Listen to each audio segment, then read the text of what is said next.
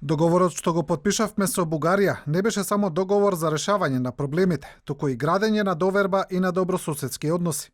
Ние вложуваме во тие добрососедски односи и очекуваме тоа да го направи и Бугарија, порача денеска и министерката за одбрана Радмила Шекеринска. Дефинитивно одлуките кои што ќе се носат до крајот на годината ќе влијаат позитивно или негативно на тие односи. И тоа нема да бидат само нашите билатерални односи, туку и севкупно ќе влијаат на регионот. Очекуваме токму државите кои што ги отвараа вратите, сега да ја покажат истата волја, истиот интерес, истата желба да помогнат регионот да тргне напред. Портпаролката на Европската комисија Ана Писонеро денеска не сакаше да ги коментира вербалните пресметки меѓу Скопје и Софија, но вели дека е важно да се спроведе договорот за добрососедски односи меѓу Македонија и Бугарија.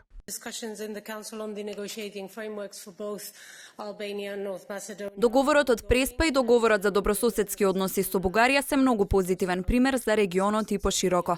За нас е многу важно овие билатерални договори да продолжат да се применуваат од сите страни. Коста Филипов, пак публицист и добар познавач на македонско-бугарските односи, како гостен во студиото на Бугарската национална телевизија, рече дека македонскиот премиер Зоран Заев со изјавата дека Бугарија може да ја запре Македонија во добивањето на датум за преговори, всушност испратил сигнал до Германија да започне со притисок врз Бугарија. Има обештање од страна на Германија којато Она што Османи го кажа за средбата во Софија, Заев го протолкува како црвено светло што на вистина го доведува во прашање спроведувањето на конференцијата во декември за која Германија, која е претседател на Европската унија и е ментор на берлинскиот процес, се обврза кон Скопје.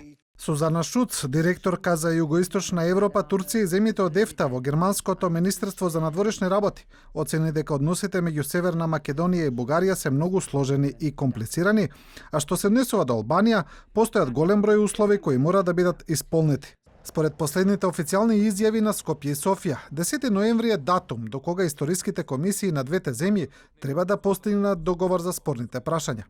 Премиер Заев призна дека бугарската министерка Захариева не попушта во однос на бугарските барања, но изрази надеж дека, како што кажа, со неговиот брат Бојко ќе се најде решение.